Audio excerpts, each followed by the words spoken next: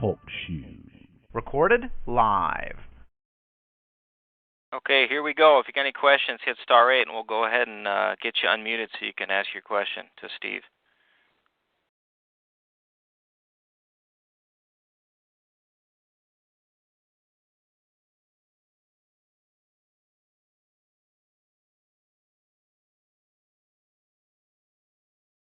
Cajun Mike, 2010, you got a question? Yeah, reference the abatement. I come to some understanding yesterday that it does not work well for a criminal case. I'm involved in one, and so when I put an abatement into the case, the judge threw out my active state document, threw out my apostille, threw out the UCC one financial filing, both for Washington as well as for the home state of Texas, and just made a mess of everything that I tried to do. So that's where I'm at now. Evidently, according to the people that have awareness in the law, that all that stuff has to do with the commercial and civil aspects, but not necessarily with criminal. And so I'm to a point where, in order for me to maintain freedom before the trial, is that I cannot put paperwork into the case. The judge has ordered that, otherwise they'll pick me up and stick me back in the federal prison jail. So I'm kind of strung out and hands tied and things like that. And so that's pretty much what I'm trying to figure out. How do I get out of this case on conspiracy to defraud the Asininity Group, portraying themselves as the tax collecting associates and things of that nature? Well, I don't know. It depends on where you're at with the case. In my opinion, you filed all those documents without seeing them. I don't know how they were filed. I think there's a couple different ways you can go, but you have to choose which side of the fence you want to be on. It can be, like you say, but all criminal cases are commercial. But you are correct with that abatement. Most of that stuff has had success in the civil side. But I have not used it myself in a criminal case, so I can't really comment on that. But I don't know, it's a tough one. Anybody else want to chime in on that one?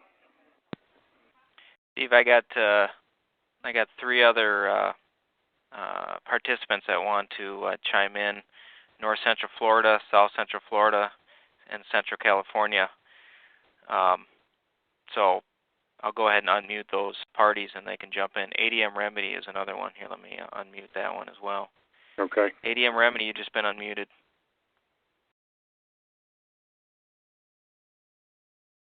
This is South Steve. Central Florida. This is Steve Central calling California. from Milwaukee. I just wanted to ask if you'd tell us what his charges are. Maybe that would help. It made it sound like it was an IRS issue. Is that what it is, an IRS issue? It's an IRS issue. Conspiracy to defraud the United States under Title 18. Okay. Are you familiar with the UPU method of moving that case to a different jurisdiction? I am not. Okay.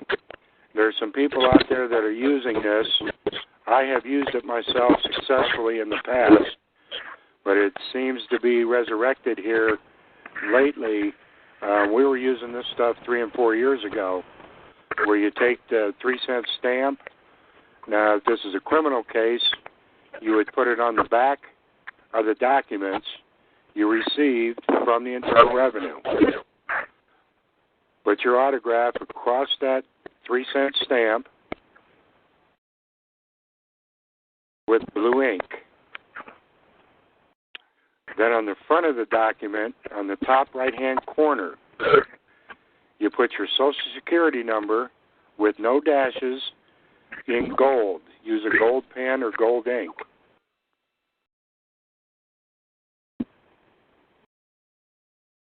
Okay, I have taken the 18-page indictment and done that, but I have approached the lawyer in the case in order to do this, because if she says that if I put in if she puts in any documentation that the judge doesn't want, then they'll just go ahead and have me rearrested, and the court's trial is not till November, so then I would be back in Sheridan Prison jail for the next number of months.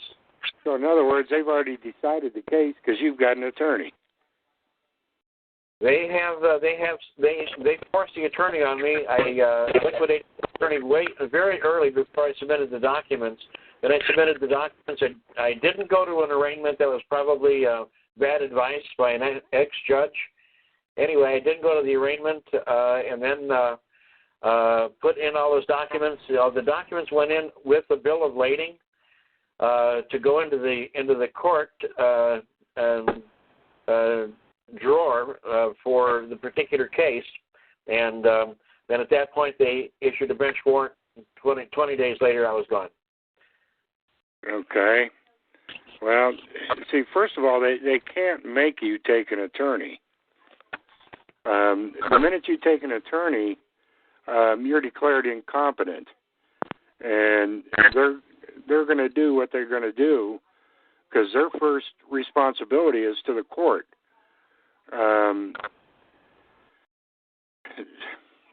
There's several different things, but you have to know who you are to be able to proceed. If they're blackmailing you and telling you that if you try to put anything into the court, you're going back to prison, to me, that's blackmail. I agree. That's certainly what I would classify. Well, I don't think I'm the best one to probably direct you on a court case like this because I try to do all my stuff administratively outside of the courts. Well, I do it administratively. I won financial filing back in 2001 through Washington, and then had it put in through O'Neill and the Secretary of the Treasury back then. Then I heard in 2003 that you had to have your home state, so in 2004 I did the UCC-1 financial filing through the state of Texas. Then I did Clyde Edward Powell's Act of State and apostille documentation in 2004.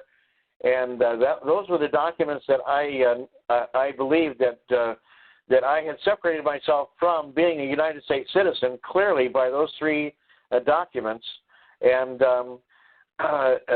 that's why I put the abatement in because as far as I was concerned, I would have not been a United States citizen since the first separation of the straw man from the real man in 2001, and then the second occurrence in 2004.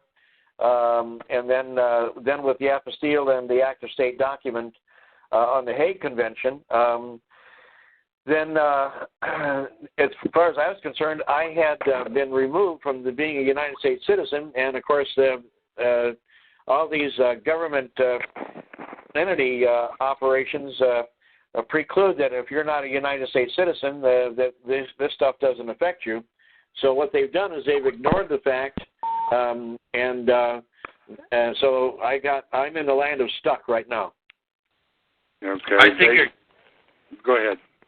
Oh, Steve, sorry. I think another added document that would be beneficial would also be a commercial security agreement, and I'm sure, Steve, you can elaborate on that. Commercial affidavit of truth. If you do a CAT, I think it's one way to go. I think you've got several options, but if it was me, the first thing I would do is get rid of the attorney. Exactly. As long as you've got that attorney, you're incompetent to handle your own affairs, and they're going to tell you what they're going to do, regardless if you like it or not. Steve, can I add one more thing? Yes. Is it at this point? As long as he gets rid of that attorney, can he not use the optional form 9091 and standard form 28 in this case? Is it too late at this point? Well, there again, he's got his. From what he says, he's got his foundational documents in place. But I've heard some good and some very bad with using those when you're being dealt with through a rogue court like he is. That judge is going to, basically do what he wants. I don't know if you've done a 1099A and a B on that case. I have not done anything with the 1099. It was just coming into my operational awareness when I was removed from Liberty a year ago in January. Okay. Well, if it was me and I was in that situation, the first thing I would do is get your documentation in order and fire that attorney. They cannot demand you have an attorney. You have a right to defend yourself. You are not incompetent. They want you to be incompetent so they can do whatever they want to do with you. Then I would ask the court clerk for the penal sum certain amount of that case.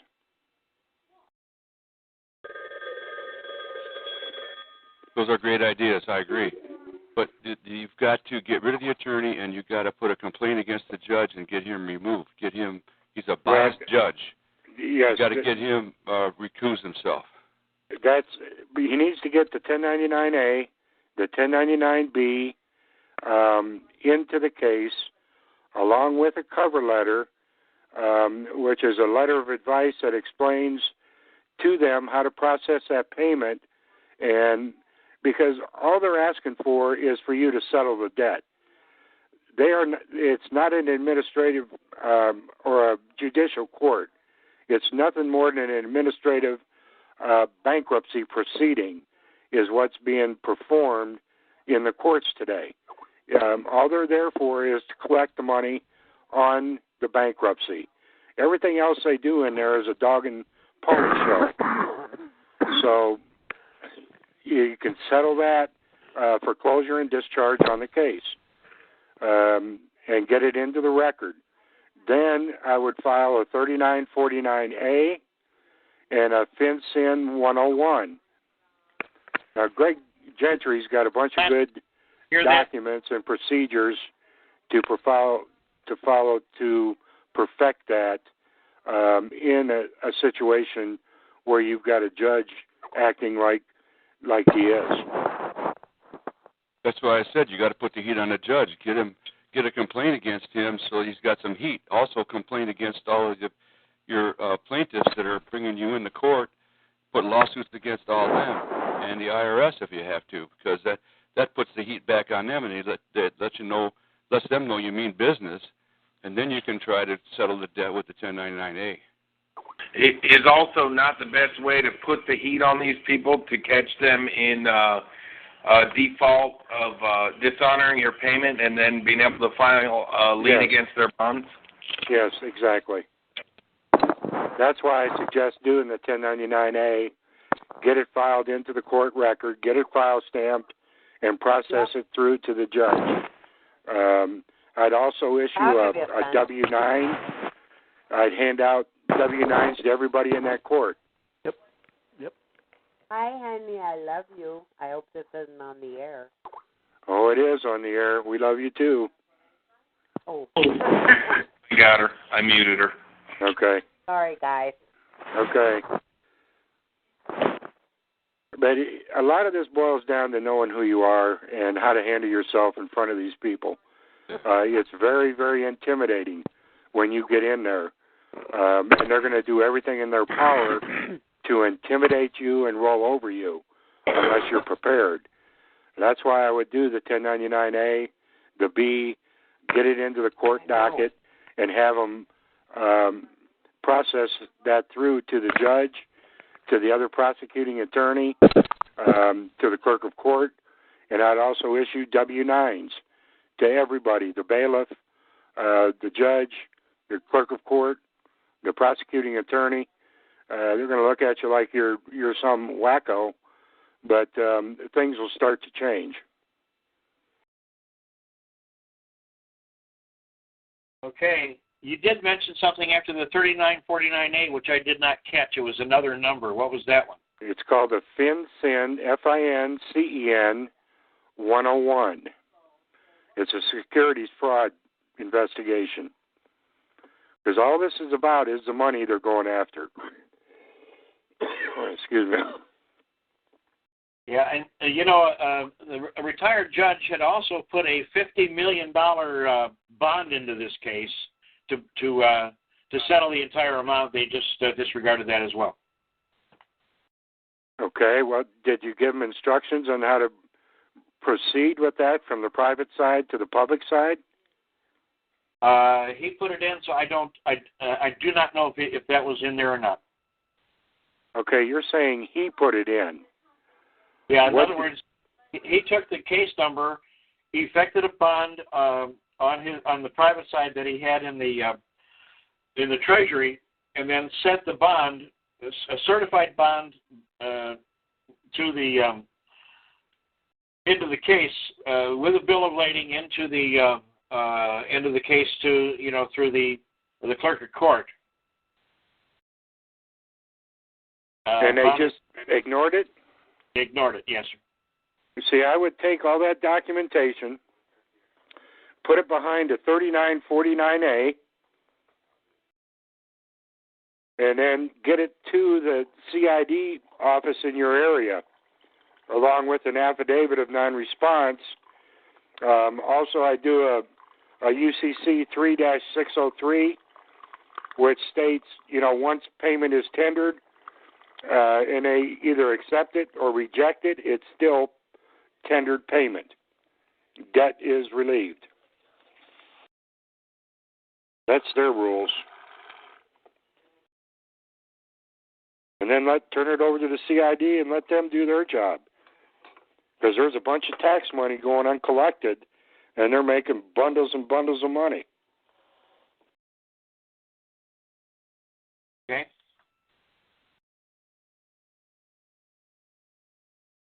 Thank you very much. Okay. All right. Moving along here. I think law expert, did you have something you wanted to ask?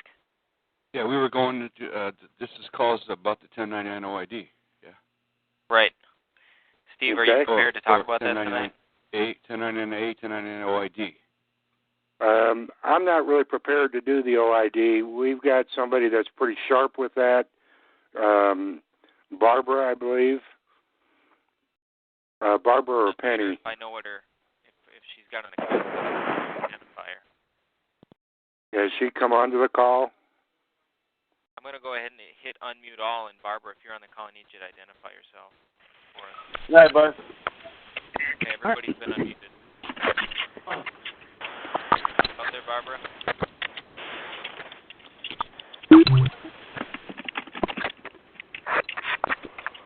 Barbara on the call tonight?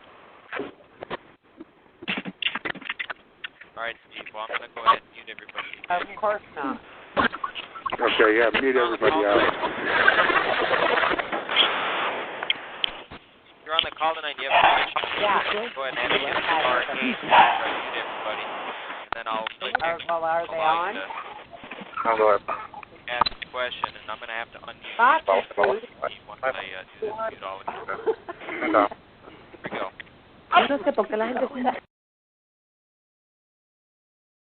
All right, now let me unmute Steve.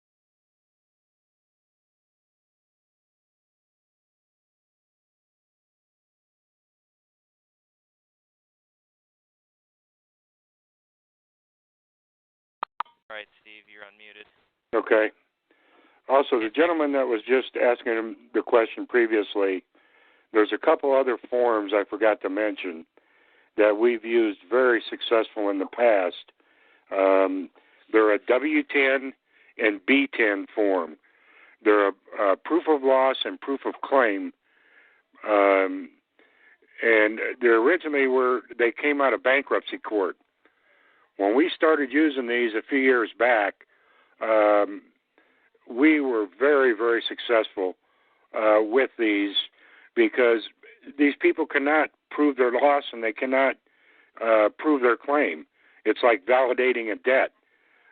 We've extracted people from jail. We've eliminated a lot of debt with it. We've eliminated a lot of traffic tickets with just those two forms alone. And they're very simple to use because you don't fill them out. You send them to them to have them fill them out and prove their loss and prove their claim. If they don't respond, then you get them through the administrative process. You can't prove the claim, then case dismissed. That's simple. Okay, North Georgia's got a question. I'm going to go ahead and unmute you, North Georgia. Go ahead, North Georgia.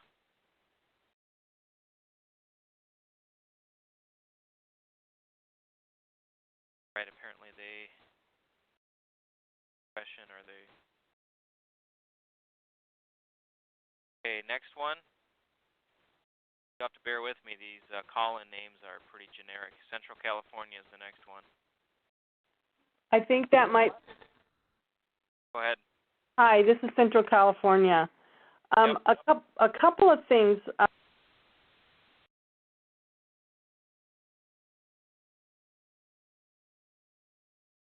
Still there?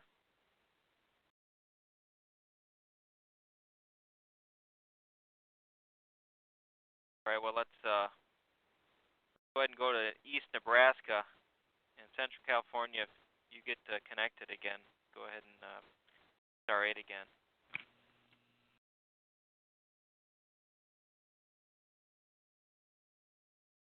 Yeah, this is Kevin in Nebraska. I've got a question on the PSQ. Okay. Once one of those is presented to a public servant, and you write a letter to the congressman to inform them that you've made this request demand to the public servant.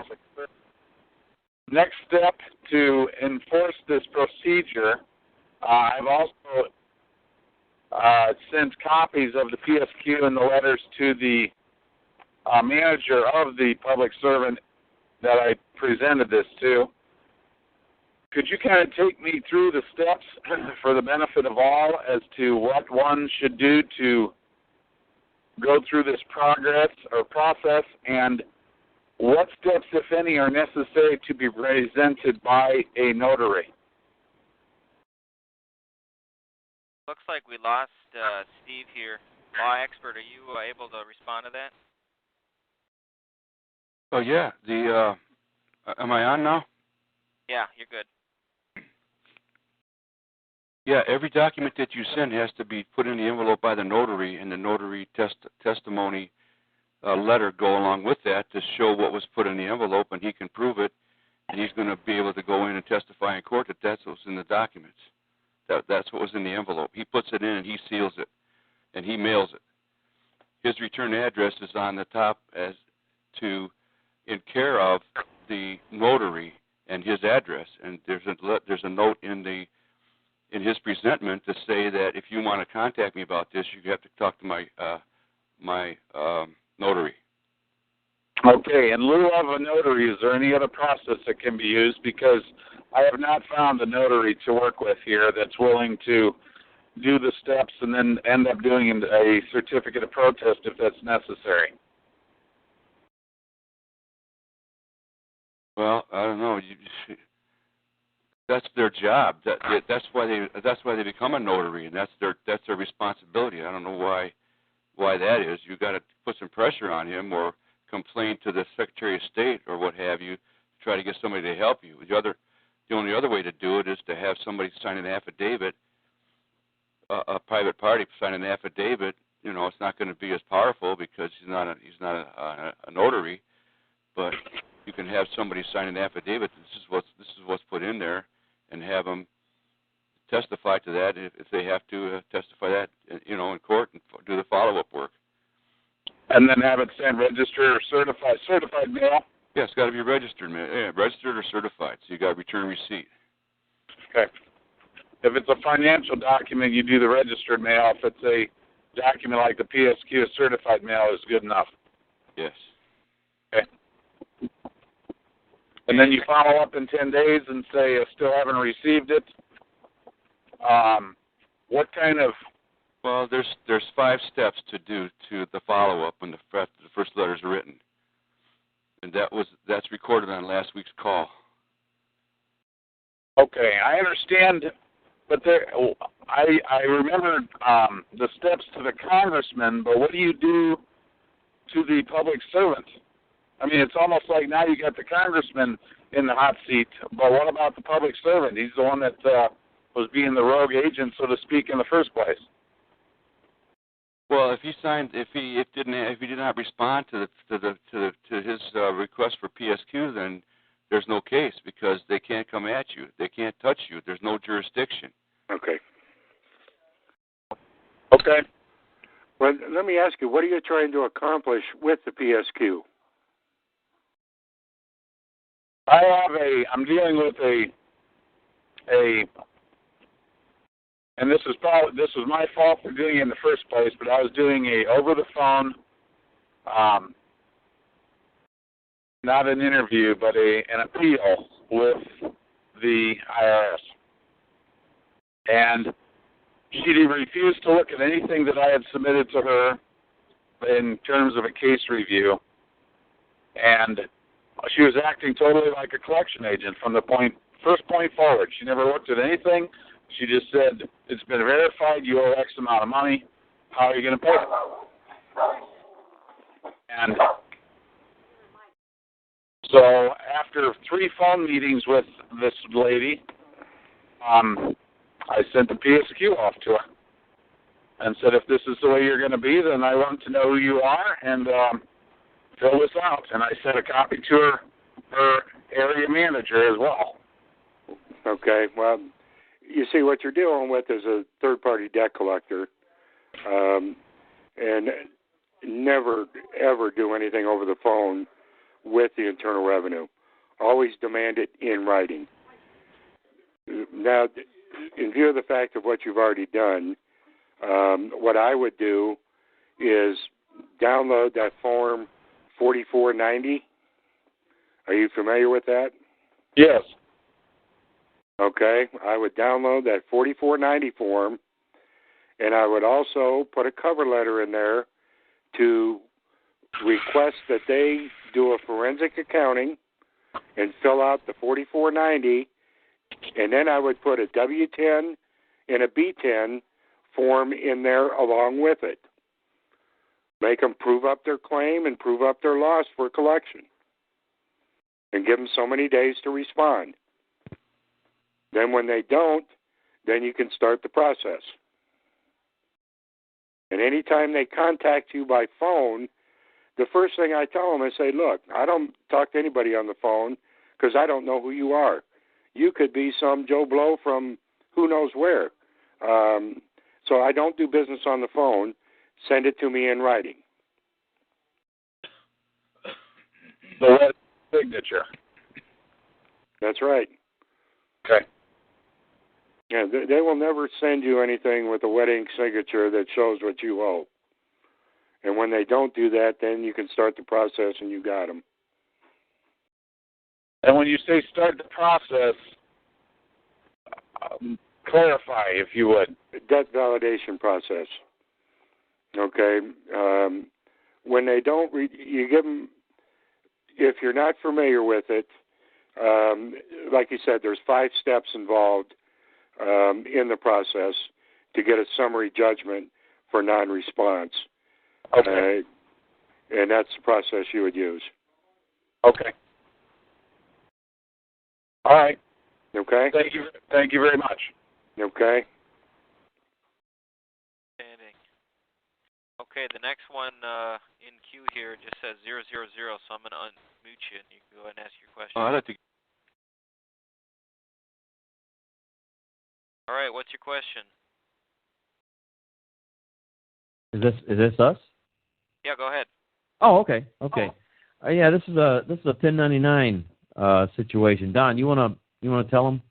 I mean, you did the filing, and Mike got the letter. It was more of a rep. So we sent a REPSA letter on a foreclosure, and we got a response, but they did not answer through the notary address. They sent it directly to the homeowner, and they just made an assertion that the paperwork we sent was invalid, but they had no proof or claim of what was invalid. So we were just kind of curious of how would we respond to that. What did you send them in the first place? The Mike Biters REPSA package, some stuff we got from him. Okay. At that time, we didn't know anything about the B. The B as in boy, the 1099B. Uh-huh. We were doing just the 1099A. Is that what you did? That's what we did, yes. Okay. And then you did it by notary presentment? Absolutely, yes. Okay, they're in clear violation right there. Go back to your notary, have them do a notarial dishonor for them not responding as per requested. All right, yes, their time limit is up anyway, so yes, we will do that. And then I'd also notice them, there's several other things you can notice them with. And then I'd also put a W-10 and a B-10 form in with that. I'm telling you, we've had some tremendous success with those forms. All right, and do we do a 1099B also? I would. Okay, all of them, okay. And to give you some idea about this W-10 and B-10 form, these were forms we downloaded off the bankruptcy website a couple of years ago. If you go to the bankruptcy website now, they are no longer there. So if people need those forms, I do have copies. Would you like to have this letter read to you? Which letter? The letter that he received from Chase, actually the mortgage holder. Well, see, what people got to understand, the letter itself is immaterial. I don't care if it says they dishonor that you owe $50 million or you owe $10 million. In commerce, he who holds the documents last loses. It's a game that you're playing with these people. So you needed to return that within 72 hours. Accept it for value and get it back in their hands for dishonor. All right, we'll do that too. Thank you. Yeah, 'cause they're gonna try and railroad you, tell you what you're doing has no standing in law. If you continue, they're going to contact the FBI, and you should see some of the letters I've seen. Well, who do they think is committing the fraud? It sure ain't you. It's them. Yeah. What state are you in? Alabama. Is that a judicial state or non-judicial state for foreclosure? I think it's non-judicial. They do not have to go through the courts. When is it that they set a sale date? It's actually passed. We also filed a civil complaint to stop it because we just didn't have enough time for this REPSA letter. So we filed a criminal complaint, started a lawsuit. No, a lawsuit. Yeah, not a criminal complaint. Well, not a criminal, but civil complaint, wasn't it? Yeah. Okay. So you got an estoppel now or an injunction? No. They have not responded to that, and by mid next week will be the time limit that we can ask for a default judgment. They already went past the 30 days to answer the lawsuit? Wednesday. Wednesday will be the 30th day. Today is Wednesday. Well, next week. 7 days. Next Wednesday? Okay. Yeah, that's the way to stop them. I mean, if you have, as I was going to say, if you have an emergency, go file an emergency Chapter 13, and that'll stop everything. Then you can, like we're doing with them, they got to come in and make a claim with a B-10, and you challenge them right there. That's right, and they can't. They cannot prove up that claim because they're going to have to produce a note. They don't have the note. You're right. Where do I get the W-10 and the B-10? We were just talking about that with Mitch. What we're going to do is have Mike upload it to his website to where it's available through his email. We'll have them available tomorrow. Okay, great. Thank you. Did you make counterclaims in your lawsuit? I'll say that again. Did you make counterclaims like a fraud upon the court or triple damages? Yeah. Good. You got them Yeah. on the run. Huh? That's a Yeah. good thing. We claimed fraud. That was the cause of action. Well, you got to be careful right now because you don't know who the holder of the note is. It's not them. They don't have a right to make a claim because they don't have the original note and mortgage in their hand at the time of foreclosure. They claim that they're representing the investor, but they're not. They're representing whoever they think that is the trustee or whoever's been assigned to do the foreclosure. So you got to be careful on who you make the counterclaim against. That's right. And you got to get the attorney's sanctions because they're committing fraud upon the court. And there's Rule 9011 will give you millions of dollars in sanctions that have been given out in bankruptcy. So there's a lot of opportunity there for you guys to get them on the run and make some money in the long run and get your free clear title, even because they don't have the note. You can do a quiet title transfer after they miss their window to answer that lawsuit. You can go ahead and do a quiet title transfer because they no longer have an interest in their property. They can't prove up their claim. So now you can transfer title, and you can get a free clear title without a lien on it, and now you're home free. That's right. Turn around and go file a first lien on it yourself. That's right. So they got to go through you to get to that property. Well, they but can't. Yet, there's a lot of opportunity. opportunity. They can't come back to you. The only way they can stop you from a quiet title transfer is, which you got to get a judge's order for, but the only way they can stop you is to come back at you with a lawsuit against you, and they don't have the note. They can't do that. So you just about got it made. Yeah, if they don't respond, then you go down to the clerk and get a JL1 form and have them authenticate it and take it right over and record it in the county and get your quiet title. There you go. They don't know how what kind of if you know what you're doing, these guys cannot ever do a foreclosure. They don't have the note. They must have the note and the mortgage in their hand when they do the foreclosure. Otherwise, they cannot. They don't have jurisdiction. They have no standing. And especially if you went back against them in a lawsuit, that's the way to do it. If it's a non-administrative, if it's a non-judicial foreclosure, then you file a lawsuit against them to get it into court. Yeah, the counterclaim. That's correct. With the counterclaim. Apparently, that's the one thing we did right. Yeah, that's good. It's probably the best thing, but still, you've got a lot of opportunity to come out of this thing very well. Right. And that's what it's all about, because you're playing with nothing but thugs and thieves, and they're going to come at you, making you look like the bad guy when they're actually the villain. Right. They're a third-party debt collector. They do not represent the original investor. Well, they don't know who that is. We may ask you next Wednesday on the call again about this, because that is the deadline, right, Mike? Yeah. Next Wednesday. Yep. So next Thursday. Sure. Did you find out if they've got a bond with the state as a debt collector? No. Call up the Secretary of State. Find out if they've got a bond, third-party debt collector bond with the state. Most states require that. They have to have a bond in order for them to be able to even do business in that state. That may be why we get answered. I don't know. We will do that. Yeah.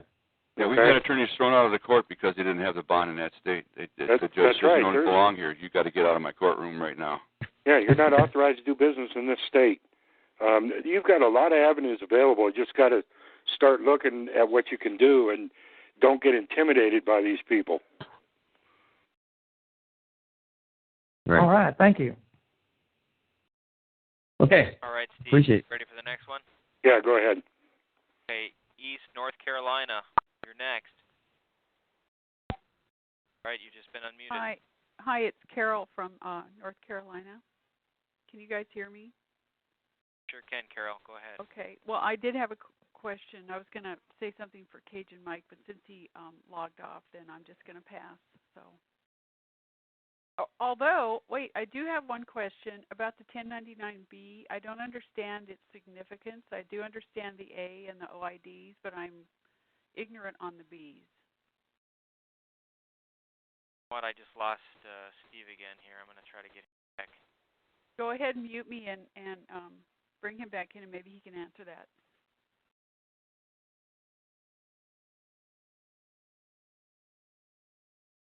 I can find Steve again here.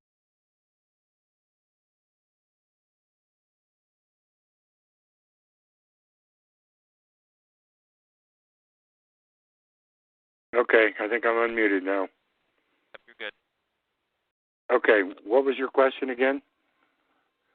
What? I just muted her out. Wanted to know about if you could talk in more detail about the 1099B. Sure. Basically, her question. And I'm just sending you the W10 and B10 too.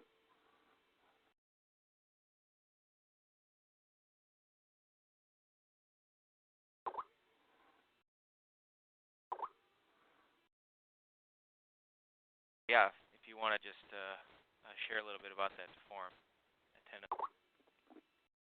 Okay. Is she back on? She said to mute her so that you can talk about it. Okay, the B form, which we've come to find out now is actually the payment form to go along with the 1099A. You got to accept for value the bill that you're presenting, and present the B along with it, and send a copy of the bill and the charge and the 1099A and the B directly to the IRS.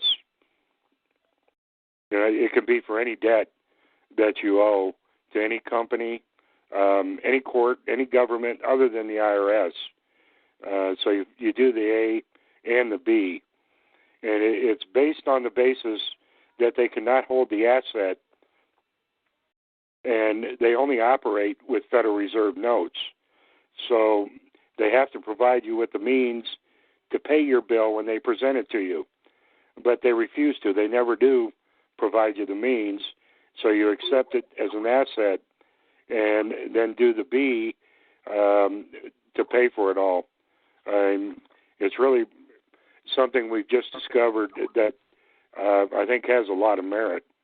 I can get these forms, document forms, a kind of template, loaded to Mike's website, so they'll be available for everybody for the 1099A and the B process. Explain a little bit, Steve, for those of us who have maybe sent out 1099As? And then do we need to just send a second mailing with the 1099B form in it? Yes, I would include a cover letter indicating that you failed to include this form. Please add that to the documents already sent in, which included the 1099A, the 1099B, and that I will be forwarding my copies to the IRS.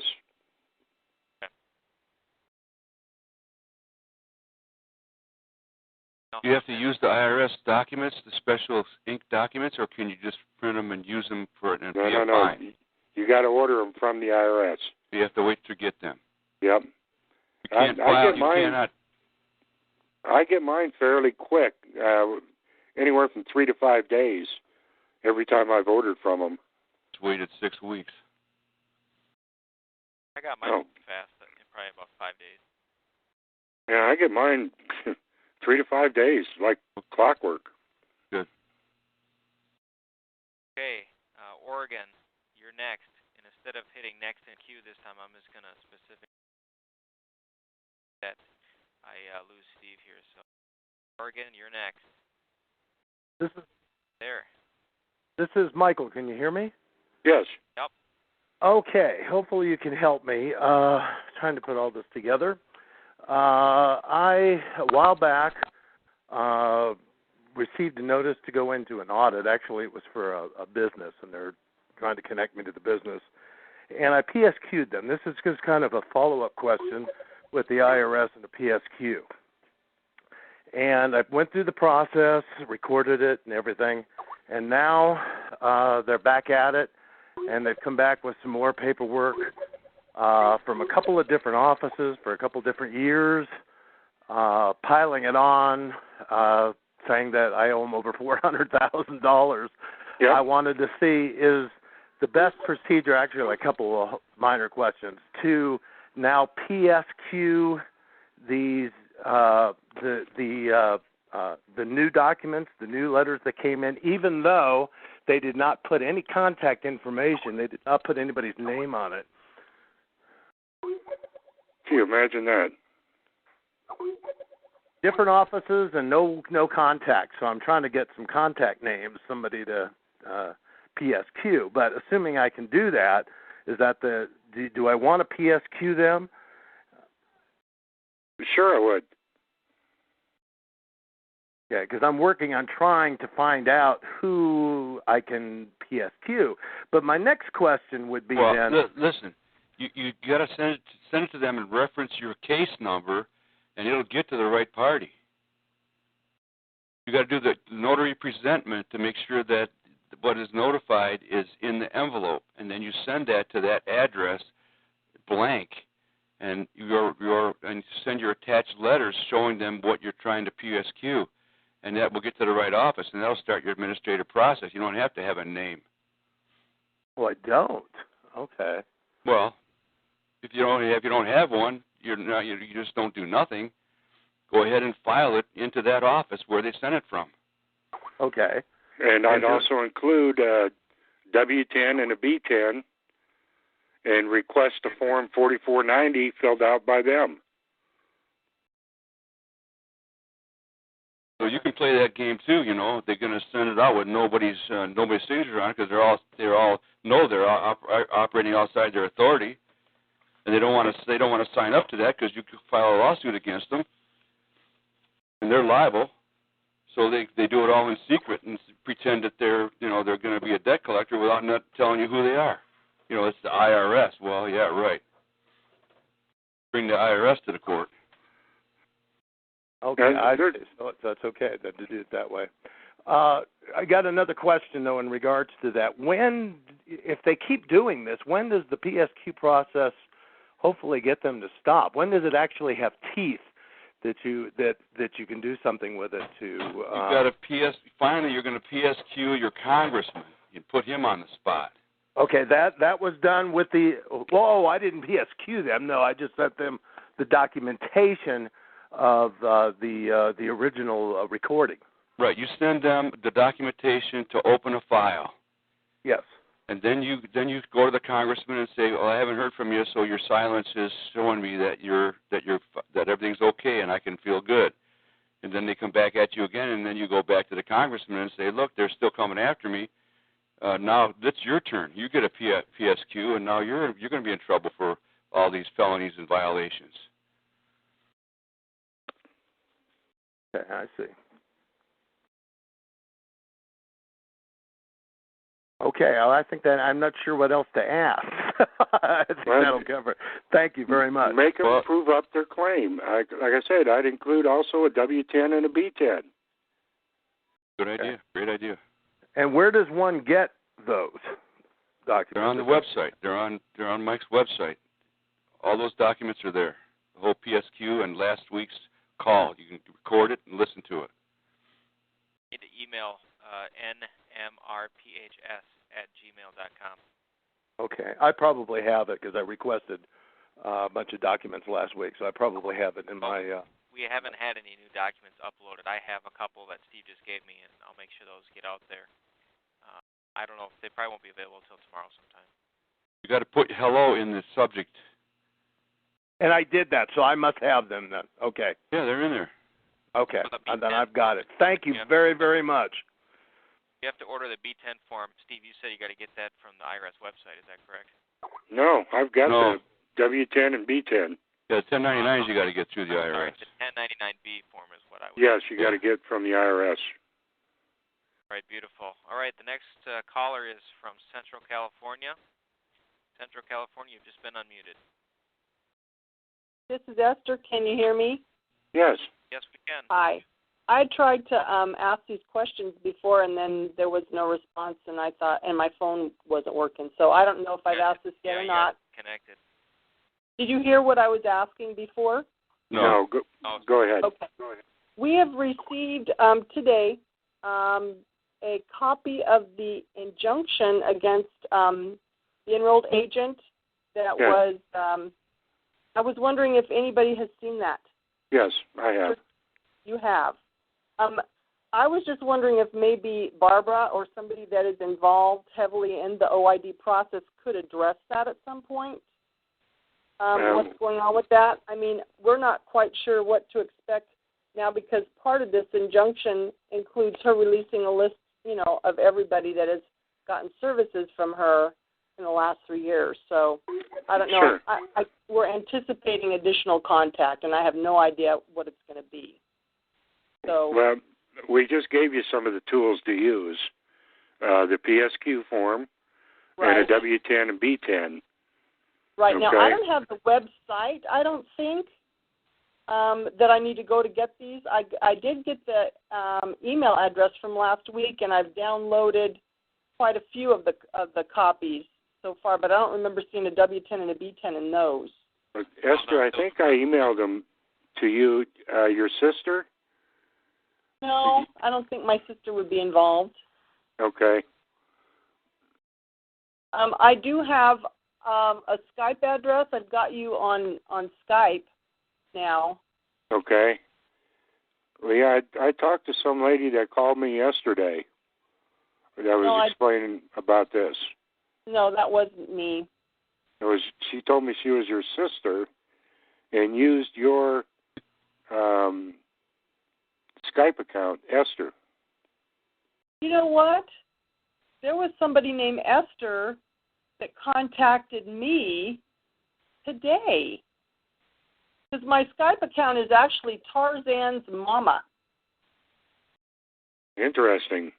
Well, yeah. see, I get so many, and I explain to them all, look, because I don't know who's trying to infiltrate me. Right. And I tell them, look, I'm not a tax professional. That's why I do not do the OID process. I do the 1099A and the 1099B because they're non-taxable issues to the people using them. We're going after the tax against the people that aren't paying the tax that it's due from, but it's not a taxable issue to me. But the OID is. Yes. Right. Well. So if you're in their system and you want to work in their system and be a taxpayer and reclaim those funds through that process, then you become part of their system. Well, I would be interested in not being part of their system for sure. Exactly. I mean, it got us into pretty deep doo-doo. We have done A for V on everything that they've sent us so far, and they did take $137,000. Is there a chance that we can go through a process that would force them to return those funds to us? Unfortunately, see, with your bank account that they took it from, you gave them the authority to do that. There's a process that you can go through to make them prove up their claim that they're entitled to take that money.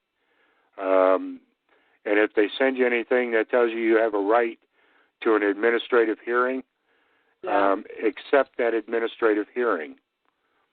Okay, but you want it in writing. I want what in writing? The administrative hearing. Oh. You want acceptance in writing. In writing. I think I did get something. We returned it accepted for value. Okay. Did you request the hearing?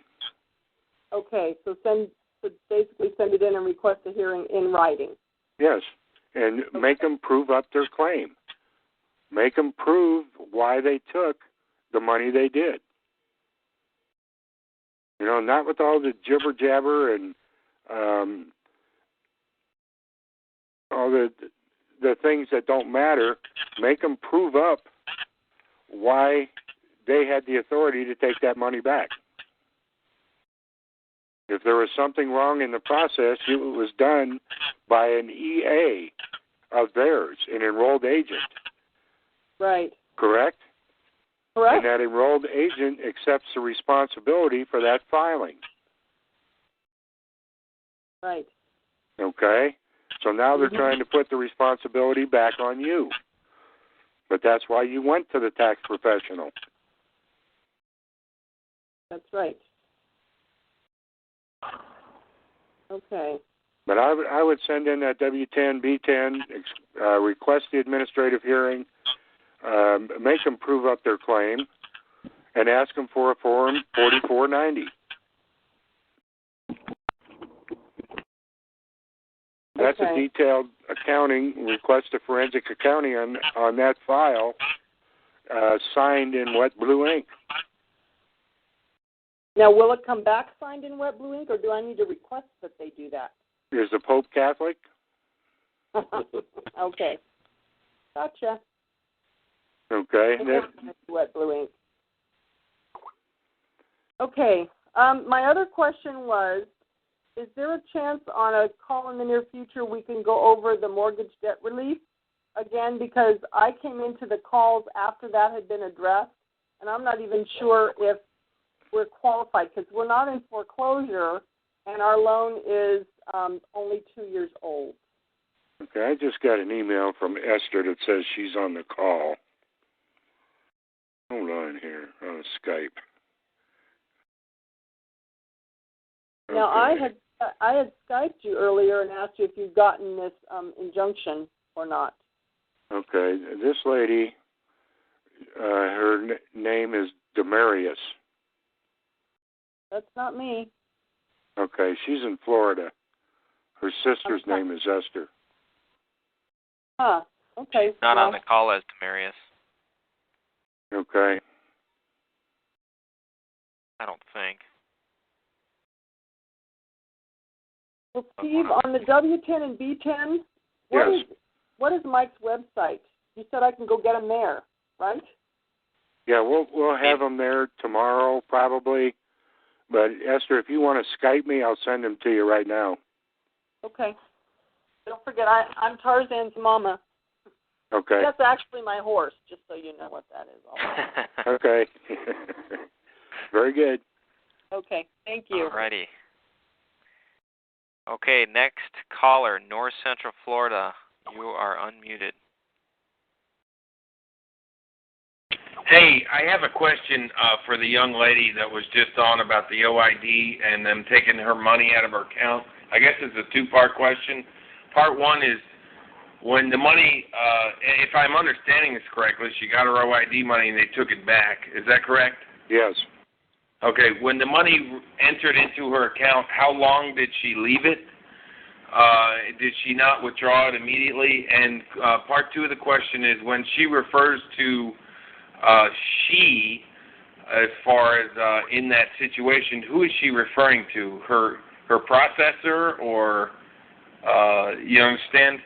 Yeah, she is the accountant that filed the paperwork for her. She was an enrolled agent. Yeah.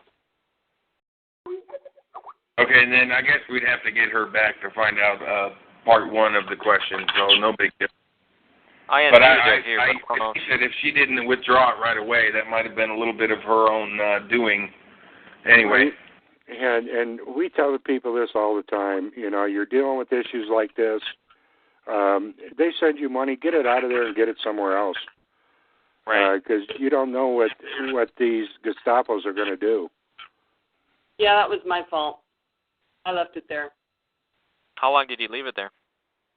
For several months, because I really thought that, well, I'd listened to a lot of things that basically said that the IRS was now our friend. We'd gone to peace with them. Nothing to fear. Hey, can I ask one other question? Sure. Since you are on, ma'am, did you use a processor that you knew, or did you kind of follow a field of cattle, I guess I'd call it? No, I knew her already, and she had. I have been dealing with IRS issues and been part of the tax honesty movement for 10 years. So she had helped me basically cleanup filings. We had basically mortgaged our house to the hilt just to finally have some peace. And when the process became known to her, she basically came to us and said, hey, there's new information here. You know what? There's a way to basically, for there to be some justice.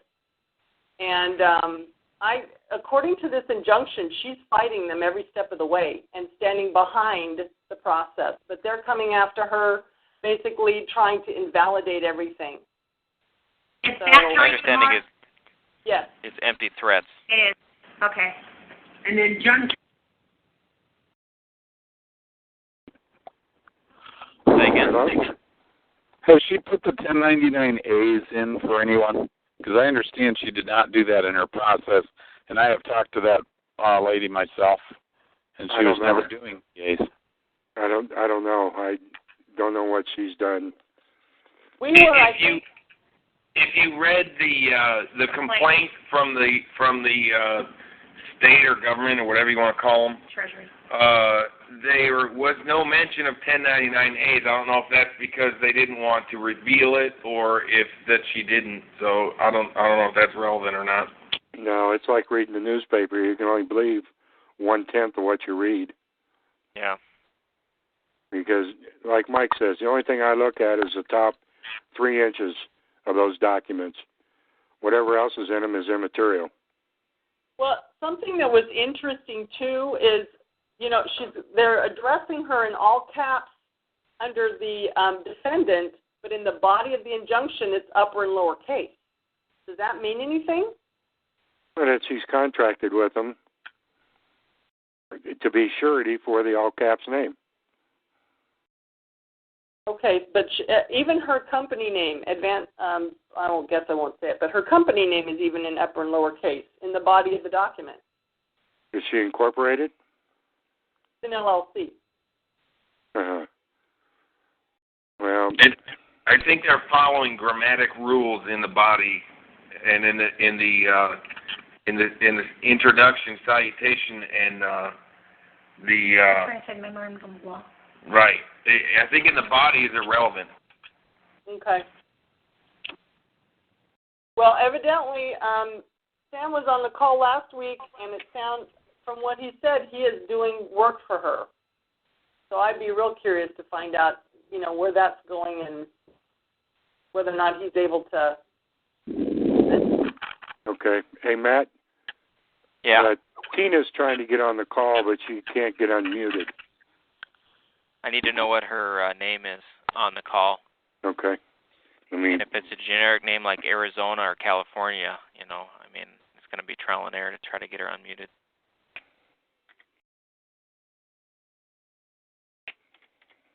So I'm going to go ahead and unmute the next caller, and then if you want to let me know what her ID is. Okay. Next one is Southeast Florida, Monroe, it says. You are unmuted. Okay, it just says Ohio. Okay. Southeast Florida, Monroe, do you have a question? Okay, then maybe they stepped away from the phone. Let me see if I she can get Ohio. says she's from Ohio, one of the last ones to get on the call. She didn't get on Got until it all about 9. alphabetical order, though. Oh, okay. Oh, I don't have anything in Ohio. I don't have any entries here for Ohio. Yes, I'd like to Best get way Tina is on, because she's very knowledgeable with these issues. Oh, is she? Okay. If she has a login ID on TalkShoe, then I'll be able to pick her out right away. But there's so many callers. I got 77 callers in several different states, so and there's nothing for me in Ohio. Okay, she have a login ID. Tell her to log in. Yeah, tell her to log in with her login ID and tell me what it is, and then I can unmute her. And while she's doing that, Steve, I'm going to go ahead and bring on West Michigan. I have 2 West Michigans, so I'm going to unmute the first one. Okay. Are you there, West Michigan? Go ahead, West Michigan. Hello? Yes. Yep. Yeah, You know what? I apologize. I was listening to you guys, and I kind of lost track of my questions. Some of these questions. Oh no, I know what it was. I found the form, the 1099-A it's online. You just Google search it. You can pull it up. Well, you can Google search and find the B10 form is there too. The B10, but the W10 isn't. Yeah, I saw AW10, but I'm assuming it's different than what you were referring to. Yeah, it's a proof of loss and proof of claim. Yeah, I've searched everywhere on the websites, the United States bankruptcy websites, for them, and they're not there. They've been pulled for a reason, but I've got copies from when we were using them a couple of years ago. And the last question is, and I'm assuming I was invited on the call, and my colleague, anyway, I don't know your website, and I'm just kind of curious how I contact. Okay. Whoever brought you on the call will give you it, but it's N as in Nancy, M as in Mary, R as in Ralph, P as in Paul, H as in Harry, S as in Sam, at gmail.com. Okay. It's short for Neomorpheus. Okay. November Mike Romeo Papa Hotel Sierra at gmail.com. And put hello in the subject line, and you'll get an email back with several links to all of the different forms that are currently out there. We don't have all of them out there. We'll have some more that we'll need to upload tonight. Steve, I do have 2 Southeast Ohio callers, and I'm wondering if maybe those are the ones. Well, let's try them and see if it's Tina. Southeast Ohio, can you hear us? Yay! All right, Tina. Hi, the other one's actually my father-in-law. So, Jimmy is the other. I do have 2 of them here. Yeah. Very good. Yeah, glad you got me on. I was trying to set up a TalkShoe account so I could hop on here, guys. Sorry, I was late. Yeah, I was looking for Ohio, and I wasn't looking for the S because you can put these in alphabetical order, so I apologize for that. That's okay. The lady who was, a client of California, I mean, without giving you tax advice, I would go back and file your A. Would be the first thing that I would do right now. You don't need her to do that. And you don't have to ask permission to file the A because you are the lender. So that's the first thing that I would do. Very good. Do I need to? I'm actually in the process of having somebody else redo the filings because she also had me on the 1099 OID listed as the payer. I understand that's incorrect. So I have somebody working on trying to correct the filings and actually going back year by year because she also did 05, 06, and 07 on one tax year, which was 07. So from what I found out after the fact, we should have been the recipient on the OID. There should have been an A, and it should have been year by year. Is that your understanding? That is all correct information. Okay, so we are in the process of correcting the filing. We've done we've done A for V on everything, and I just found out, I checked my paperwork, and my deadline for requesting an administrative hearing is passed. It was March 2nd, so we missed that opportunity. Who knows? They do rule with an iron fist, or at least they try. But, you can always try and submit a letter saying that you weren't able to meet the deadline due to unforeseen circumstances. What's the worst they can say? No? Okay. Yeah. Well, if you don't try, you're going to get a no anyway. That's right. Okay. So just keep doing everything is what I'm hearing. You're absolutely on the right track. There are some people that I do know, and I don't know how many people it is happening with because it really depends on whether your OIDs actually got processed, and in most cases they didn't. But if you were made the payer, they may come back.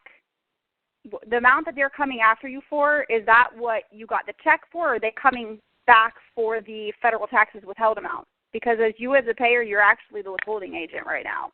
Exactly. They're coming after us for the whole amount.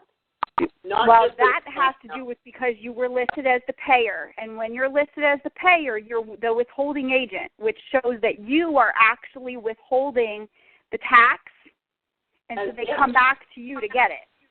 Exactly. That's yes, and that is my understanding. All of this after some real diligent research after we got stung. So, okay. I trusted an enrolled agent would know how that all worked. It approached us. So I really did have confidence that if anybody would know how it worked, it would be her. So. Well, when she was doing that for you, it was a very new technology that was introduced, and almost everyone started doing it that way. In her defense, I started doing it that way as well. She and I had several conversations. I've talked to her numerous times myself, and that's what we were told. And when you first look at it, it makes sense. In her defense, it really does, and you really have to do some further digging to get in there and really figure the whole thing out. I mean, it took me a good bit and a lot of studying, a lot of going to different places to really figure the whole system out, because there's a lot more to it than people think. Yeah, there is. Is someone going back? Are you correcting the OIDs that were done? Are you going back and either voiding out or correcting the ones that were done as you were the payer, and then putting yourself in the position to file as a recipient? I am working with a tax preparer that has required all of the information. They're only doing 2005 right now. They're just too busy to handle 06 and 07. But they requested all of the OID information, and when I went back and actually did it myself, I found errors, not just in the payer recipient, but also the banks that were listed were not. I mean, when I did the lookups myself, I submitted information that was different than what she submitted. So, I mean, I spent days and days. As far as the actual bank, or as far as like EIN number for a particular bank? Both. Okay. Both. Well, just to let you know, with the EIN numbers, I mean, it depends on where she's going. When I find mine, with a lot of your bigger banks, you have multiple choices. You've really got to. I mean, try and do an SEC filing search for Bank of America and see how many choices for EIN numbers you find. I did. Especially if it's a mortgage, you need to know what your pass-through certificate is and all these other things. And it's very, very difficult, and there's multiple choices. So as far as that is concerned, you can either try and find the umbrella one, which sometimes is very, very hard to do, or pick the best one. I personally take some precautions that if by chance, I pick a different EIN number within the same corporation, I'm protected and the people I work with are protected. But that is very possible. That can happen just because the sheer numbers of EIN numbers that they have. Right. Well, she had, for instance, the parent bank of a credit card listed wrong. That kind of thing. So I sent all of the OIDs for that year to the tax preparers, so they will see what was already sent in, and then how I filled out my paperwork. So that should all get corrected. That's the plan, anyway. Sounds like you're on a good track then. I tell you, I'm holding on by my fingernails some days. A lot of prayer. If they're asking for the EIN, can't you put just W-9 refused? No. No, they don't want you throwing in that way. It will never go through. A month ago, I heard that they're rejecting anything that does not have an EIN number. So how do you get the EIN? But you're just saying you're guessing at which one it is. Well, it might not be. Well, as far as anything to do with a mortgage, your HELOCs or your first or second, you're going to get a 1098. So you've got the EIN there. with your credit cards, I've just gotten really good at doing the SEC filing searches. A lot of times you can find them on the actual, you can find the umbrella one on the actual website of the company. Not all of them, but a lot of them. You have to navigate and you have to know where to look. And it can be, I've spent up to 3 hours searching for one EIN number to find the right one. That's, I believe that one was Bank of America. HSBC is pretty hard to track down too. They protect their information very, very well. Yeah, no, I like gold. I found the number for them. I hope it's right. Well, like I said, even with what you're doing, you still have to, if you're going to go back and refile as the recipient, you need to put yourself in a position to do that. Because are you an authorized agent? And Steve has said this before, and I've never really come out and talked about it. But he brought this up probably a month ago, and he hit the nail on the head. It's exactly what I do with my clients. You have to put yourself in a position to do that. Are you an authorized agent for the bank? Oh. So if you're not an authorized agent for the bank, what gives you the authority to file on behalf of the bank? Uh-oh. They stole your credit. You need to put yourself in that position. And how do you do that? What's the law of the land? Contract. Okay. So my contract with the bank is what gives me the authorization to file on behalf of the bank? Hold on. No. Sorry, no, you have to create a contract with the bank to give you the authorization. So before I file OIDs as a recipient, I need to create a contract with these banks. That is correct. Right. If you don't, creating a contract that through silence and acquiescence gives you the permission to file, you are committing fraud. Oh, dear. So now, this process is very viable, and it is very doable. I have seen it help many, many people. There's just a lot more to it than what people think. Now, another part of it is know who you are. Have your name copyrighted. Have your PSQs handy.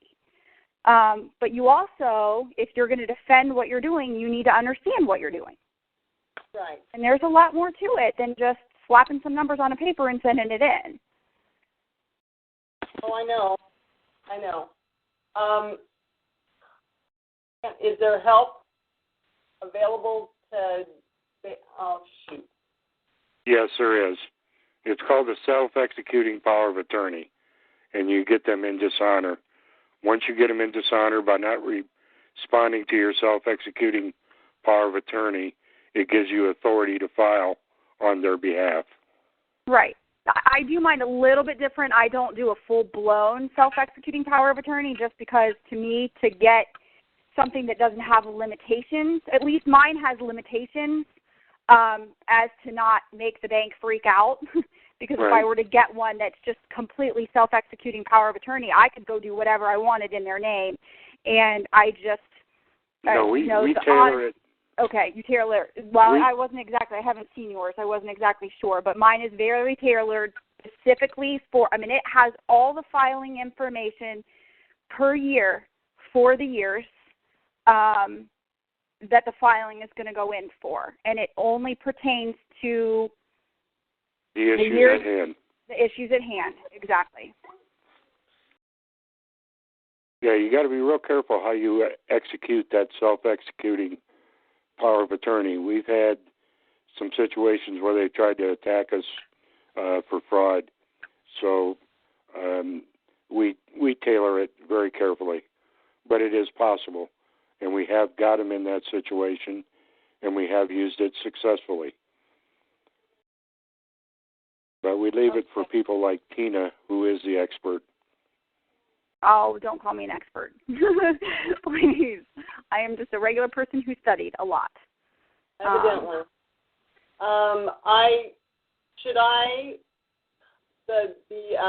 The people that are working on refiling for me are supposed to really know what they're doing. They came recommended by someone that I hold in very high regard and trust.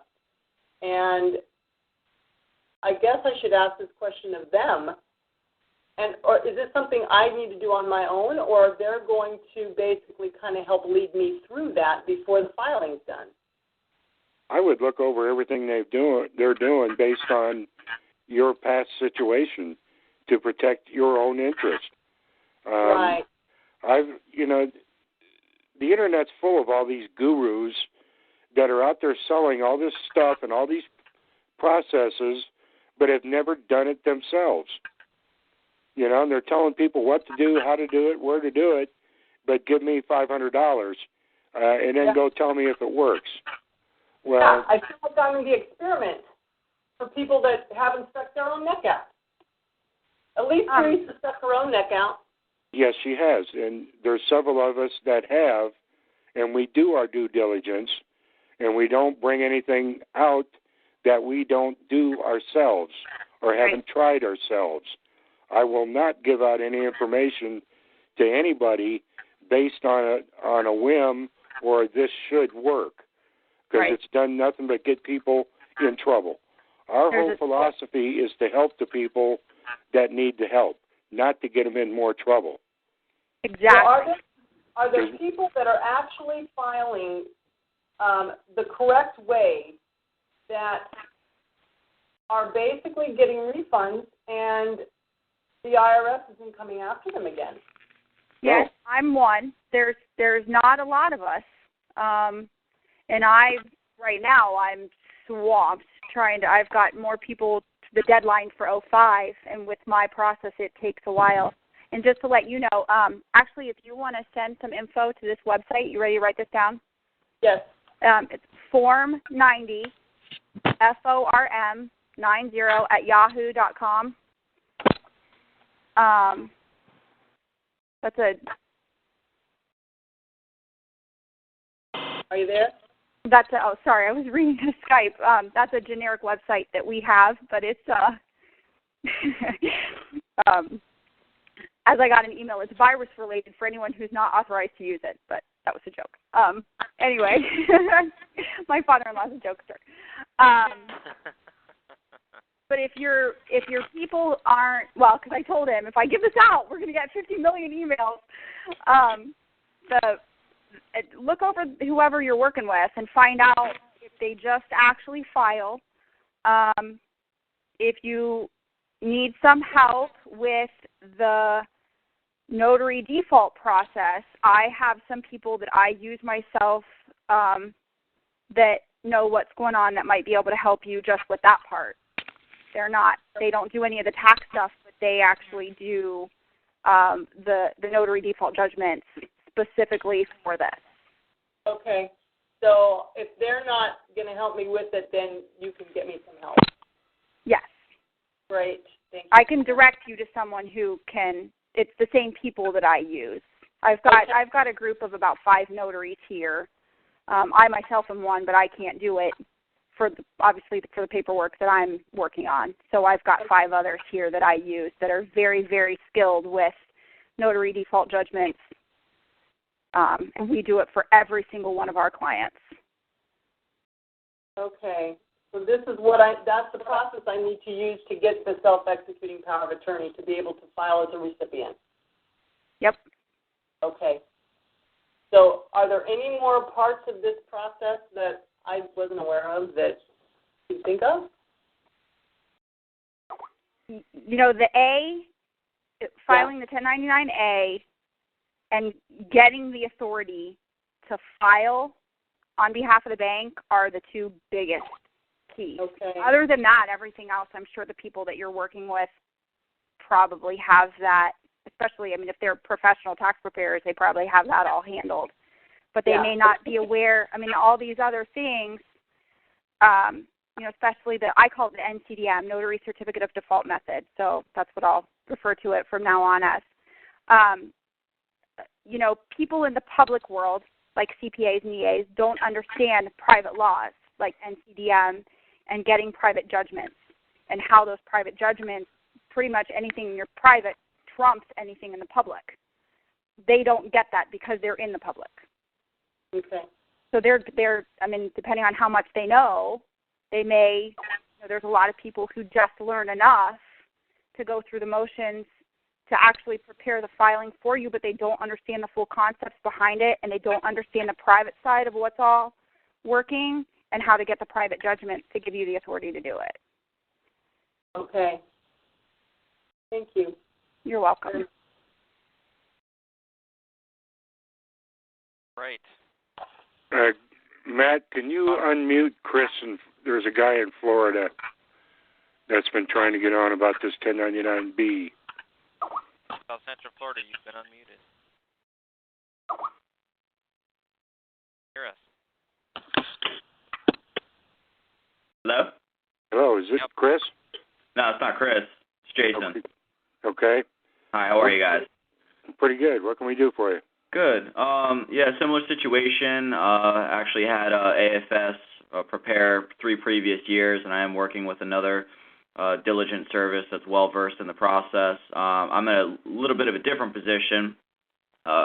Straw Party was in the recipient position on the forms. A's weren't filed, but I've gone ahead and filed them electronically via an associate that has a TCC number. So I've gone ahead and refiled the OIDs electronically and the A's electronically. But the amended returns originally filed and landed in Atlanta December 8th and have been sitting there stale, no correspondence, no letters, no frivolous, nothing at this point. I was wondering if you could, provide some strategy or what the best cause of action at this point should be. Did you say those were amended returns? Yeah, they're amended for years 05, 06, and 07. Okay, that is no surprise. It is on average taking 6 months to process an amended return. Okay, but given the main facts, there's been no notary default judgment process to assume the position for a self-executed power of attorney. That certainly was not done. 96s went out because they went out on paper forms with the bank as filer with no signature. And as I also stated, the OIDs were refiled electronically and the A's were filed electronically, the accompanying A's for those accounts that were not originally filed were filed about 5 to 6 weeks ago. I'm wondering if there's anything else I can do to prop up the posture of my procedure. Yeah, start poking that hornet's nest with the stick. Okay. No, I bring that up occasionally. You don't go poking that hornet's nest. Wait till you get a response. This is what I would suggest. Because right now you don't know what to respond to. The ball's in their court. Wait for some type of response and documentation from them. Once you get that, then you can decipher what is best for you and how to proceed. Okay, yeah, because I haven't received anything, and I think Tina stated it's not too unusual that I haven't heard anything from them yet at this point. No, not at this point. No, if it was an 08 brand new return, and it's been 4 months and you haven't heard anything, then that I would start to wonder what's going on. Okay. And amended, just to give you an example, before I knew any of this, years ago, when I was filing regular filings, I did a normal amended return, and it took 6 months to process. And it had nothing to do with what we're doing. There was nothing strange in it. That's just how long it takes. They have to take the information that you sent the first time, along with the changes, and compare everything, and someone has to do it manually. And it takes now, it used to take 4 months. Now, on average, it takes 6. Now, do you feel that the fact that EA signature is endorsed on those returns, that's automatically going to draw up a red flag and put into a forensic analysis mode? Was that particular EA that we've been discussing from California? Correct. Probably. Okay. They have her client list. Yeah. And there was definitely some mistakes done with, now, mind you, I said mistakes, not errors. There's a huge difference between the two that you guys all need to be aware of. Errors are not fixable, mistakes are, and everything in commerce is correctable. So there was definitely some mistakes that were made, but the nice thing is it's commerce. You can fix it. But in your opinion, we shouldn't go about attempting to correct any of these mistakes or even perceived mistakes until we see how they posture up on their end? Well, that depends. If you look at it, you look back at the stuff that she's done now, and you can blatantly look and see that there are some things that are definitely wrong. mean, if it were me, I would redo it and send it in and say, oops, the one that I sent in on this date were some mistakes on it. I fixed them. Can you please disregard that one? And because you're going to end up doing that anyway. Yeah. Own up to your mistakes. Either they're going to come after you for them or you own up to them. If it's blatant, if it's just something, I mean, if you know that there's numbers that are off and, you're the payer and you should be the recipient, that kind of thing, I would. That's not the case. I think the core elements of the procedure are correct. I mean, as I stated, I did file the accompanying A's electronically. They're posted on the IRS website, and it was listed as recipient on the OID, the straw party. So, I mean, those essential elements were correct. I mean, Schedule B was included on the 1040. The only thing was the 1096 without the default through the notary process was included with the bank as filer on it. I don't know how important that is or isn't to them denying the return or not. But you said that you went back and filed them electronically since then. Correct. Yes. Okay. Because the paper filings that you sent in, I'm sure they did not get processed, and quite frankly, it really, I mean, that's a moot point. If you went back and filed electronically and they're in the system, then everything is going to be in the system. Okay. At this point, if I were you, it sounds like the only thing you need to do is a notary default judgment and secure your position to do what you've done. Correct. Oh, okay. Great. Can I just go ahead and send you an email at the one you had given out, the Form 90? Sure. Great. I appreciate it. No problem. Hey, Steve, you had mentioned Chris. If Chris would star 8, he'll pop up in my queue here, and I can unmute him. Okay. It'd be easier than me trying to find Florida or northeast or southeast Florida or central Florida. Oh, there it is. Southeast Florida, Monroe. Chris, hi, can you hear me now? Yes, Chris. Yeah. Yeah. We unmuted you earlier, but we never heard you.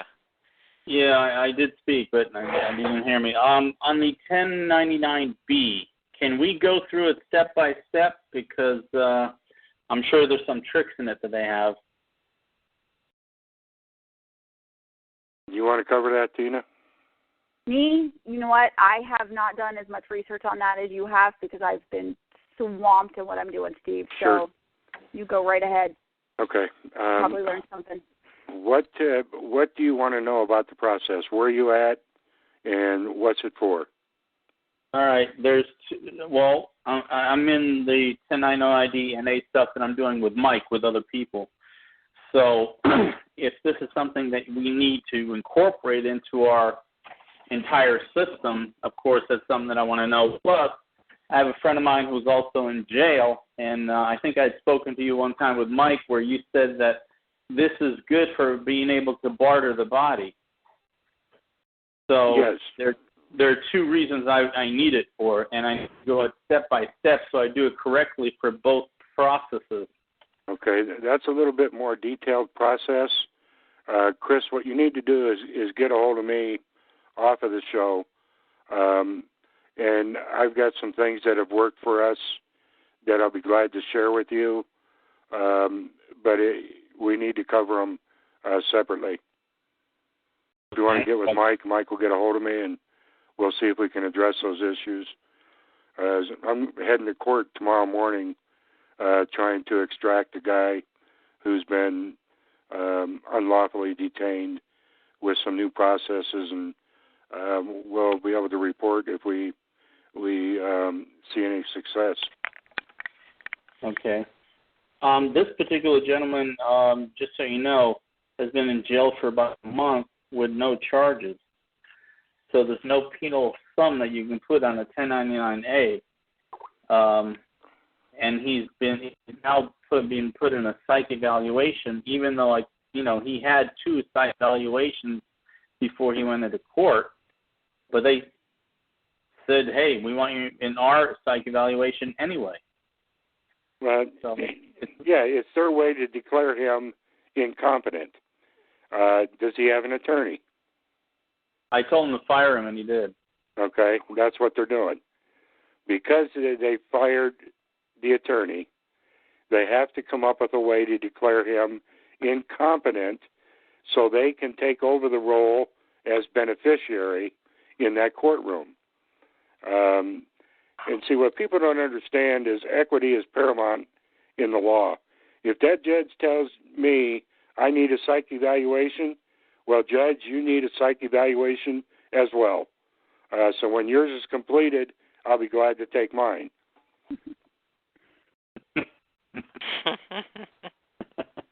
But it goes back to knowing who you are, and what they're doing is they're establishing their basis in court.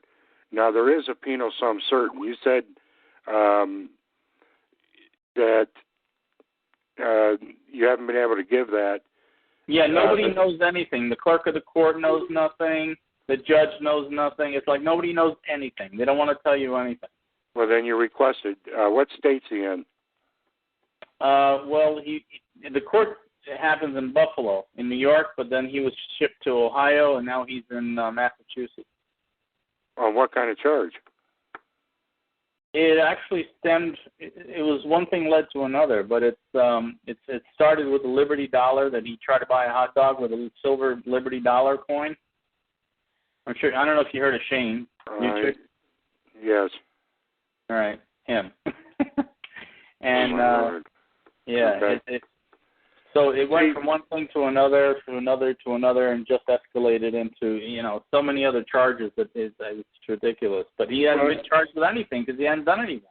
Well, because it's all a dog and pony show, and they keep racking up the bonds, and he keeps consenting to it. You just got to tell the judge, I don't consent. I don't give you authority. Who do you think you are? He said all that. He's been. I've seen the transcripts, and he does all that. And they think he's nuts. Well, sure. Then tell him to do this. But see, where they get him is he walks through the bar, and he's not allowed to speak in that court. Anytime you speak, you're arguing. So he has to stand behind the bar and ask the judge, since I'm here as a beneficiary, who am I going to appoint as a trustee? And shut up. And what will the answer be? What should the answer be? The judge is going to drop it like a hot potato, because he who becomes a trustee is now obligated for the debt of that court. And that's what they're trying to get him to do, is to accept the debt of the court. Because they're not judicial courts, they're administrative procedures. So there's no court of law.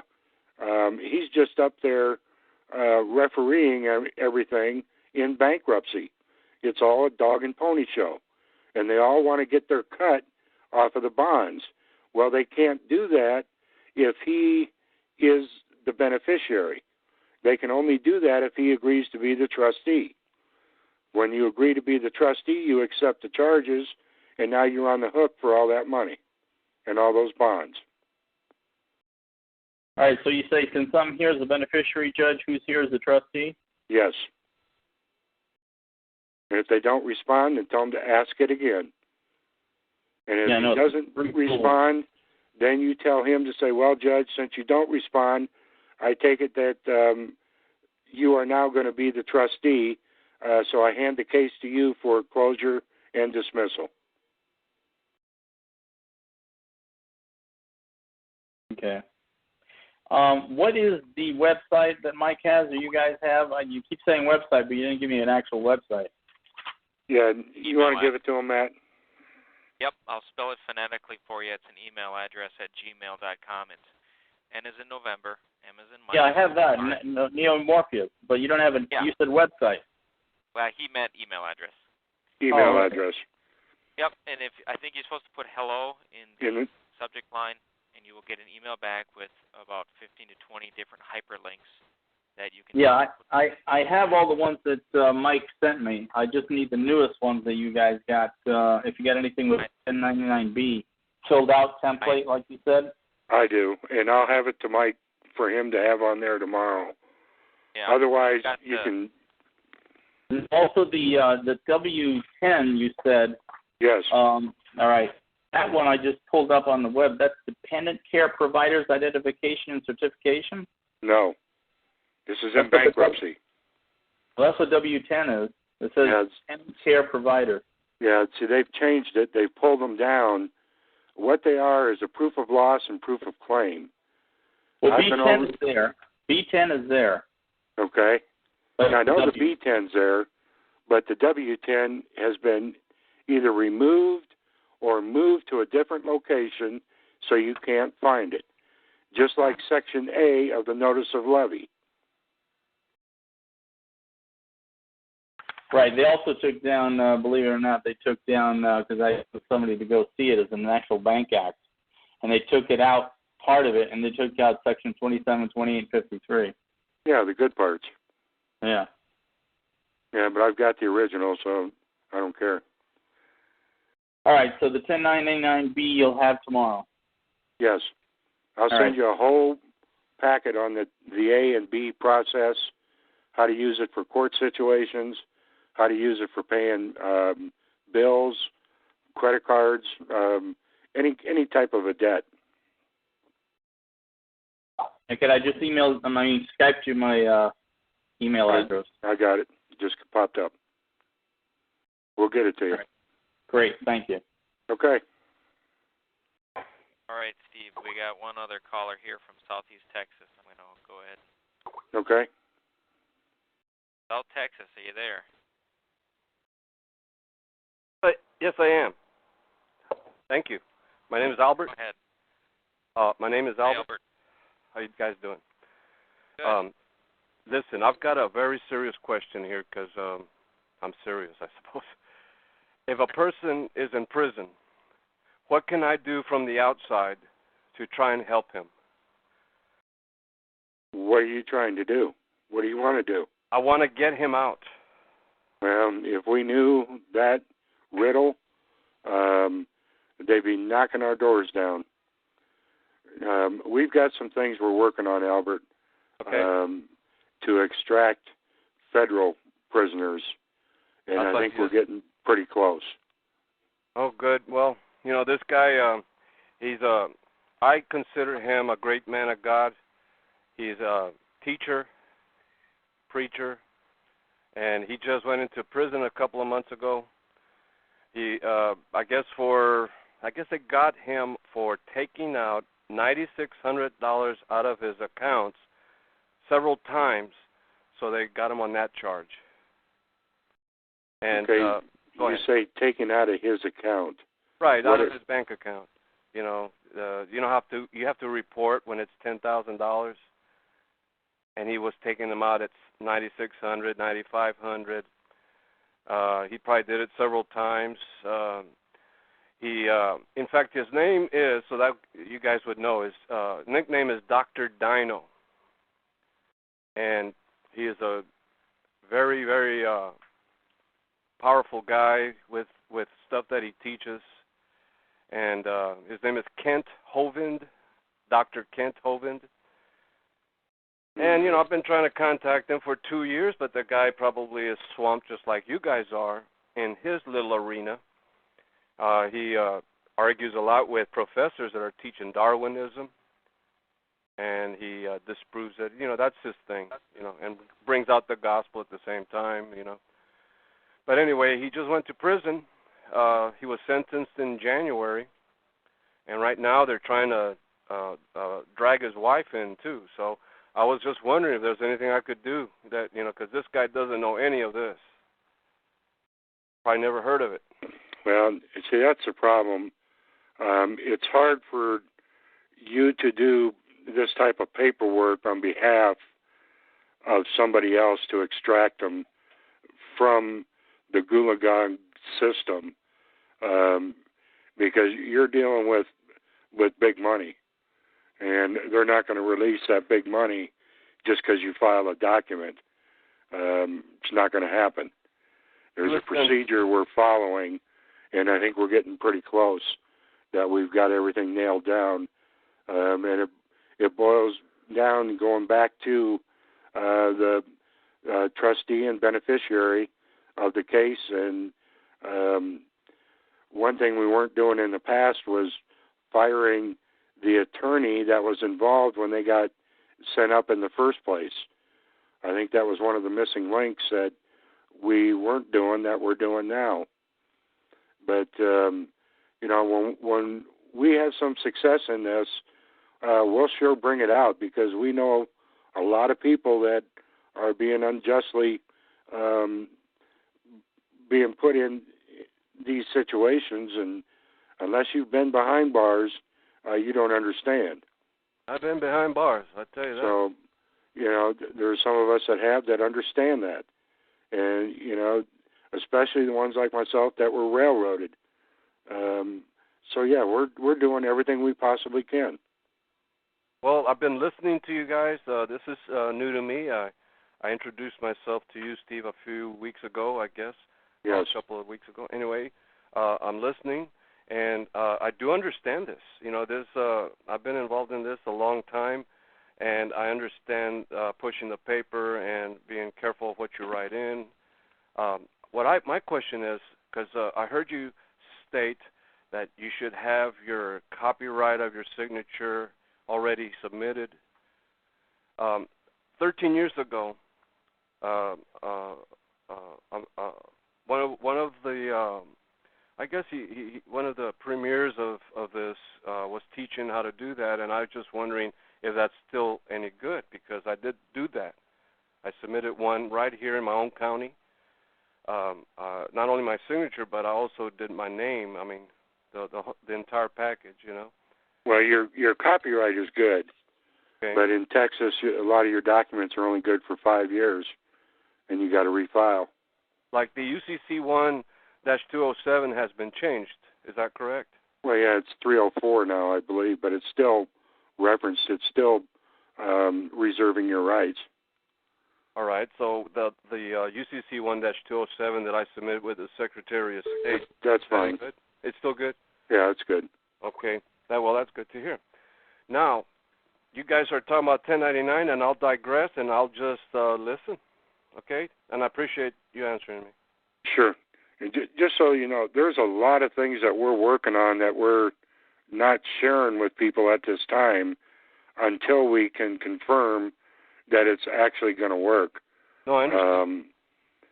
So, it's not just things that people are hearing about. We're working diligently behind the scenes. I know Tina is. I know I am. I know several other people in our group are working on certain areas for the betterment of the general public out there. And we're spending hours and hours and hours doing our research to help everybody else. So, we're trying to find the answers. And the only problem we found is we come up with some answers. It'll work for a while, and then they buttonhole it. So then we have to go back to work and find another way through the passage door. So it's a continual process. I do know, Steve, that when more people learn this, that's when we're going to get our freedom. Yeah, and we're going to have to teach a lot of people real quick, because our freedom is just on the horizon of being totally taken away from us. Well, I mean, we're down to contracts now.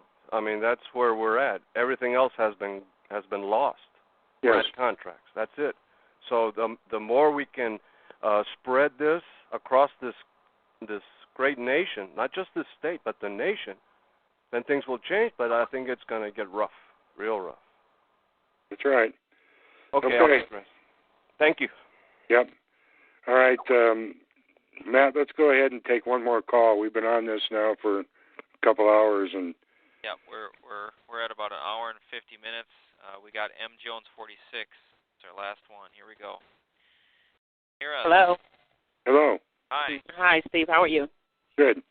Okay, I just want to recapture on something that you just said about the being the beneficiary. Yes. When you're in court, that's a question. Do you ask the judge, and I'm the beneficiary, or how do you actually address that before you ask who's the trustee? Well, the way you proceed with that, first of all, you should not have an attorney. Right. Okay? If you do, fire them and put it in writing, because you can tell them 50 times and then they still end up coming back because the judge told them to.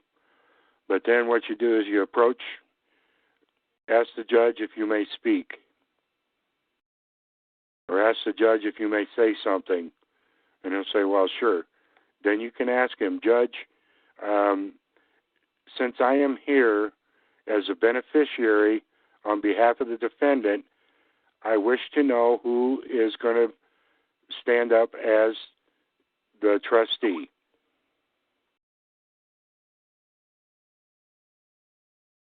And then shut up. Okay. Okay. I got you. Thank you. Okay. All right, folks. I think that was the last one for tonight. We'll try to have some of these docs posted tomorrow to Mike's email address. Tina gave out her email address also. I'd like to thank Tina for coming on. We spend a lot of time doing these things for folks, and we just like to thank everybody involved. We'll look forward to seeing you all again next week. And I'm sure Mike will be back again. So until then, be safe. Take it easy. Good night, everybody.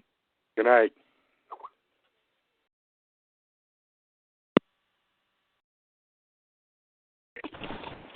What a...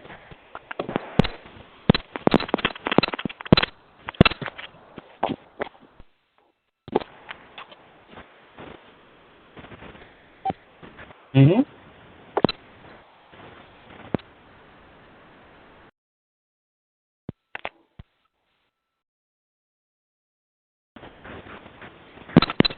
Mr. Me?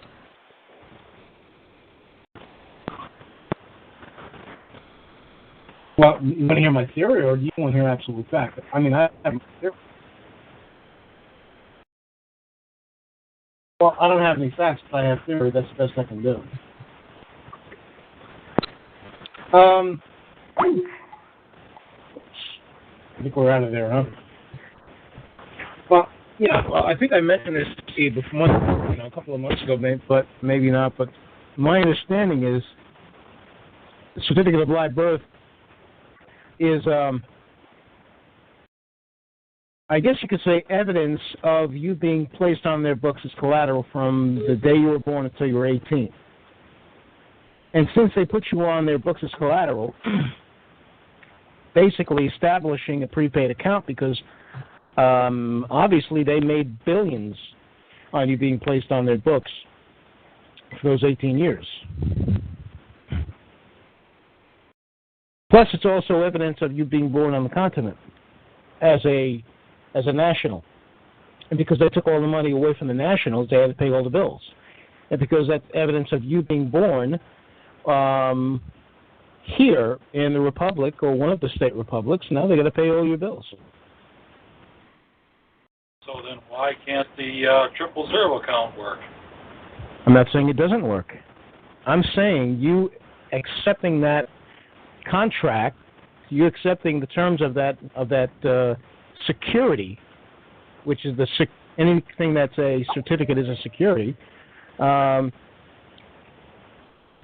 Just like hold on, the doors. Somebody's ringing the door. Hold on.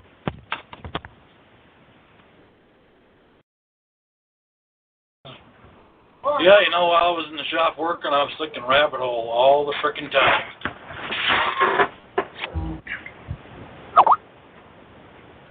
The fiduciary is the big key to everything.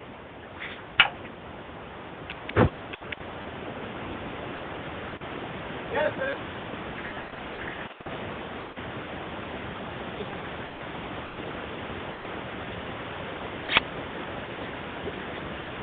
yeah. Oh, it was great. It was good.